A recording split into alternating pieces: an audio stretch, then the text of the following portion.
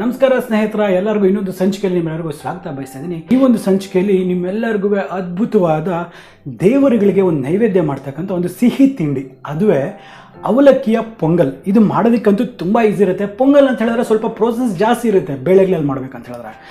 But ಈ ಅವಲಕ್ಕಿ ಏನಿದೆ ಜಸ್ಟ್ ಒಂದು 20 ನಿಮಿಷದಲ್ಲಿ ಕಂಪ್ಲೀಟ್ ಪೊಂಗಲ್ನ ರೆಡಿ ಮಾಡಿಬಿಡ್ಬೋದು. ತುಂಬ ಸುಲಭ ಇರುತ್ತೆ. ಈವನ್ ಬಿಗಿನರ್ಸ್ ಸಹ ಈ ಒಂದು ಪೊಂಗಲ್ನ ಮಾಡಿ ಅದ್ಭುತವಾದ ಒಂದು ರೆಸಿಪಿನ ನೀವು ಮಾಡ್ಬೋದು.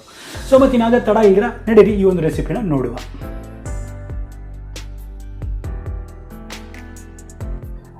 ನಮಸ್ಕಾರ. ನೀವೇನಾದರೂ ನಮ್ಮ ಚಾನಲ್ಗೆ ಮೊದಲನೇ ಸಲ ಬಂದಿದ್ದರೆ ಮರೀದಿರಾ ನಮ್ಮ ಚಾನಲ್ನ ಸಬ್ಸ್ಕ್ರೈಬ್ ಮಾಡ್ಕೊಳ್ಳಿ. ಹಾಗೆ ಪಕ್ಕದಲ್ಲಿ ಒಂದು ಬೆಲ್ ಐಕನ್ ಇರುತ್ತಲ್ಲ, ಅದನ್ನು ಟಚ್ ಮಾಡಿಬಿಟ್ಟು ನೋಟಿಫಿಕೇಶನ್ಸ್ನ ಆಲ್ ಮಾಡ್ಕೊಳ್ಳಿ. ಯಾಕಂದರೆ ನಾನು ಪ್ರತಿ ಸಲ ಈ ಥರ ಅದ್ಭುತವಾದ ಅಡುಗೆಗಳು ಮತ್ತು ಖಾದ್ಯಗಳ ಒಂದು ರೆಸಿಪಿ ವಿಡಿಯೋಸ್ನ ತೊಗೊಂಡು ಬರ್ತಾ ಇರ್ತೀನಿ. Thank you.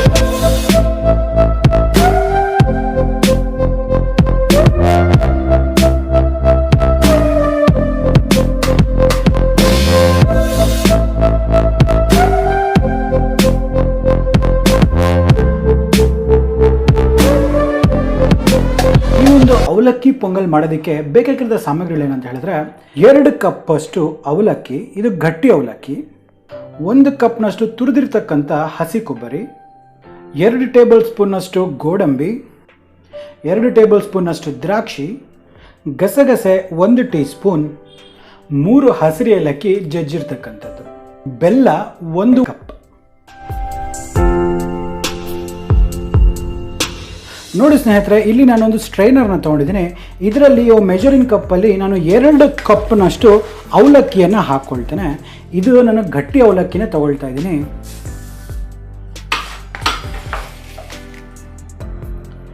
ಎರಡು ಕಪ್ಪು.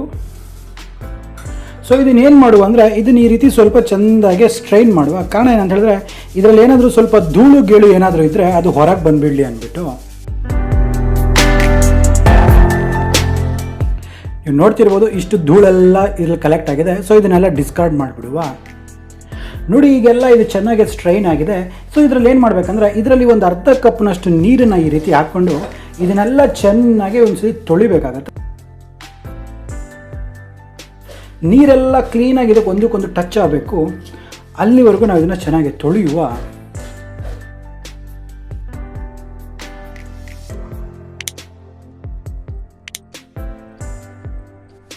ಈ ಪ್ರತಿಯೊಂದು ಅವಲಕ್ಕಿ ಅಗಳು ಸಹ ನೀರಲ್ಲಿ ಒದ್ದೆ ಆಗಿರಬೇಕು.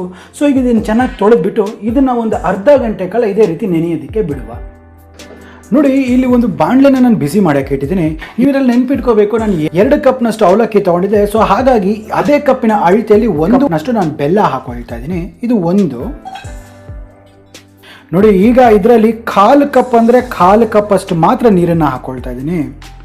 ಜಾಸ್ತಿನೂ ಹಾಕಬೇಡಿ, ಕಮ್ಮಿನೂ ಹಾಕಿ. ಇದು ಬೆಲ್ಲ ಕರಗಬೇಕಷ್ಟೇ. ಕರಗೋವರೆಗೂ ಮಾತ್ರ ನಾವು ಇದನ್ನು ಚೆನ್ನಾಗಿ ಮಿಕ್ಸ್ ಮಾಡಿಕೊಳ್ಳುವ. ನೆನಪಿರಲಿ, ಇದರಲ್ಲಿ ಯಾವುದೇ ರೀತಿಯಾದ ಪಾಕ ನಮಗೆ ಅವಶ್ಯಕತೆ ಇಲ್ಲ. ಜಸ್ಟ್ ಬೆಲ್ಲ ಕರಗಬೇಕು ಅಷ್ಟೇ.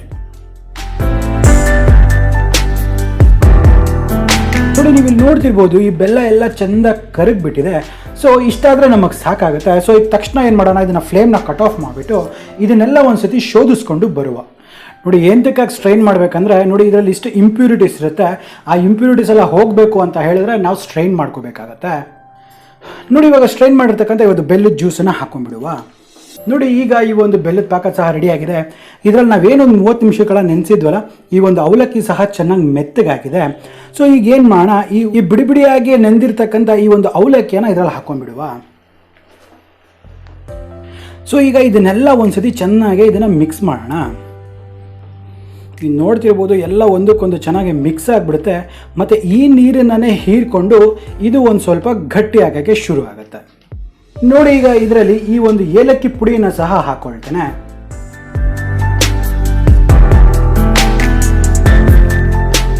ಈಗ ಇದನ್ನು ಚೆನ್ನಾಗಿ ಇನ್ನೊಂದ್ಸತಿ ಮಿಕ್ಸ್ ಮಾಡುವ.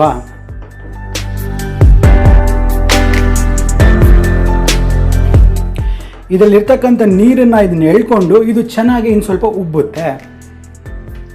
ನೋಡಿ, ಈಗ ಇದು ಚೆನ್ನಾಗಿ ಬೇಯ್ತಾ ಇದೆ. ಇದರಲ್ಲಿ ನಾವು 1 ಕಪ್ನಷ್ಟು ತುರಿದಿರ್ತಕ್ಕಂಥ ಇದು ಕೊಬ್ಬರಿಯನ್ನು ಹಾಕೊಳ್ತೇನೆ.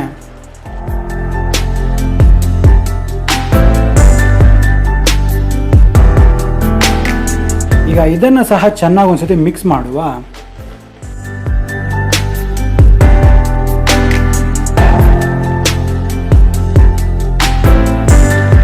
ನೋಡಿ ಸ್ನೇಹಿತರೆ, ನೀವು ಇಲ್ಲಿ ನೋಡ್ತಿರ್ಬೋದು ನೀರಿನ ಅಂಶ ಎಲ್ಲ ಹೋಗಿದೆ, ಇದು ಸಹ ಚಂದ ಬೆಂದಿದೆ ನೋಡಿ. ಎಲ್ಲೂ ಸಹ ಪಾಕದ ನೀರೇನು ಜಾಸ್ತಿ ಕಾಣಿಸ್ತಾ ಇಲ್ಲ.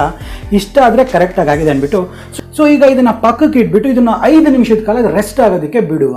ನೋಡಿ, ಇಲ್ಲಿ ಒಂದು ಸಣ್ಣ ಒಗ್ಗರಣೆಗೆ ಒಂದು ಕಡಾಯಿ ತೊಗೊಂಡಿದ್ದೀನಿ. ಇದರಲ್ಲಿ 2 ಟೀ ಸ್ಪೂನ್ ಅಷ್ಟು ನಾನು ತುಪ್ಪನ ಹಾಕ್ಕೊಳ್ತೇನೆ. ನೋಡಿ, ಇದರಲ್ಲಿ ಈ 2 ಟೇಬಲ್ ಸ್ಪೂನ್ ಅಷ್ಟು ಗೋಡಂಬಿಯನ್ನು ಹಾಕ್ಕೊಳ್ತೇನೆ.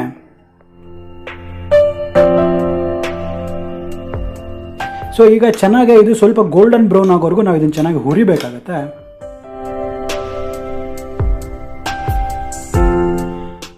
ಹಾಗೆ ಇದರೊಟ್ಟಿಗೆ 2 ಟೇಬಲ್ ಸ್ಪೂನ್ ಅಷ್ಟು ಕಿಶ್ಮಿಶ್ನ ಹಾಕ್ಕೊಳ್ತೇನೆ. ನೋಡಬೇಕು, ಇದು ಸಹ ಒಳ್ಳೆ ಚೆನ್ನಾಗಿ ಉಬ್ಬಿ ಬರುತ್ತೆ. ಅಲ್ಲಿವರೆಗೂ ನಾವು ಇದನ್ನು ಚೆನ್ನಾಗಿ ಫ್ರೈ ಮಾಡುವ.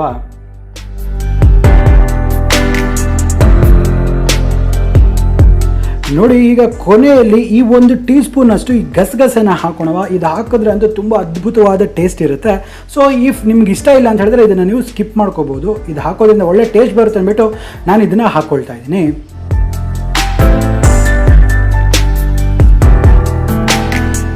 ಸೊ ಇದನ್ನು ಚೆನ್ನಾಗಿ ಇನ್ನೊಂದು ಇದನ್ನು ಮಿಕ್ಸ್ ಮಾಡುವ. ನೀವು ಇಲ್ಲಿ ನೋಡ್ತಿರ್ಬೋದು ಎಲ್ಲ ಹೊಂಬಣ್ಣಕ್ಕೆ ಬಂದಿದೆ. ಸೊ ಈಗ ಇದು ಪರ್ಫೆಕ್ಟಾಗಿ ಆಗಿದೆ ಅಂತ ಅರ್ಥ. ನೋಡಿ, ಈಗ ಇದು ಇವಾಗ ಈ ಪೊಂಗಲ್ ಅಂತಕ್ಕಂಥದ್ದು ರೆಡಿ ಆಗಿದೆಯಲ್ಲ, ಇದು ಸಹ ಬೆಲ್ಲದ ಪಾಕ ಎಲ್ಲ ಹೀರ್ಕೊಂಡು ಸಖತ್ತಾಗಿದೆ.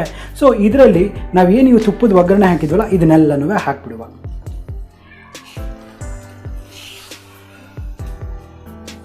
ಸೊ ಈಗ ಇದನ್ನು ಸಹ ಒಂದಕ್ಕೊಂದು ಹೊಂದ್ಕೊಳ್ಳೋ ಹಾಗೆ ಚೆನ್ನಾಗಿ ಇದನ್ನು ಮಿಕ್ಸ್ ಮಾಡಬೇಡ. ನೋಡಿ, ಎಷ್ಟು ಸುಲಭವಾಗಿ ಸಿಹಿ ಪ್ರಸಾದಕ್ಕೆ ಒಳ್ಳೆ ರೆಸಿಪಿ. ಇದರಿಂದ ಯಾವುದೇ ಹಬ್ಬಕ್ಕೆ ನೀವು ಈ ಥರ ಬ್ಯೂಟಿಫುಲ್ ಆಗಿರ್ತಕ್ಕಂಥ ಅಷ್ಟೇ ಈಸಿ ಆಗಿರ್ತಕ್ಕಂಥ ರೆಸಿಪಿ ಮಾಡಿದ್ರೆ ಆ ದೇವರು ಖುಷಿ ಬೀಳ್ತಾನೆ, ನಿಮ್ಮ ಮನೇಲಿರ್ತಕ್ಕಂಥ ಮನೆಯವರು ಸಹ ಖುಷಿಯಾಗಿ ಇದನ್ನು ತಿಂತಾರೆ. ಸೊ ಇಷ್ಟ ಆಯ್ತಾ? ಹಾಗಾದರೆ ನಮ್ಮ ಚಾನಲ್ನ ಸಬ್ಸ್ಕ್ರೈಬ್ ಮಾಡ್ಕೊಳ್ಳೋದನ್ನ ಮರಿಬೇಡಿ. ಹಾಗೆ ಪಕ್ಕದಲ್ಲಿರ್ತಕ್ಕಂಥ ಬೆಲ್ ಐಕನ್ನ ಟಚ್ ಮಾಡಿ ನೋಟಿಫಿಕೇಶನ್ಸ್ನ ಆಲ್ಗೆ ಮಾಡ್ಕೊಳ್ಳಿ. ಆಗ್ತಾನೆ ನಮ್ಮೆಲ್ಲ ಅಪ್ಡೇಟ್ಸ್ ನಿಮಗೆ ಮೊದಲನೇದಾಗಿ ಸಿಗ್ತಾ ಇರುತ್ತೆ. ಸೊ ಹಾಗಾದರೆ ನಾನು ಮತ್ತೆ ಇನ್ನೊಂದು ಸಂಚಿಕೆಯಲ್ಲಿ ಭೇಟಿ ಆಗ್ತೀನಿ. ಅಲ್ಲಿವರೆಗೂ ದೀಪಕ್ ಕ್ಷತ್ರಿಯ ಸೈನಿಂಗ್ ಆಫ್ ಆ್ಯಂಡ್ ಜೈ ಹಿಂದ್, ಜೈ ಕರ್ನಾಟಕ. ನಮಸ್ಕಾರ.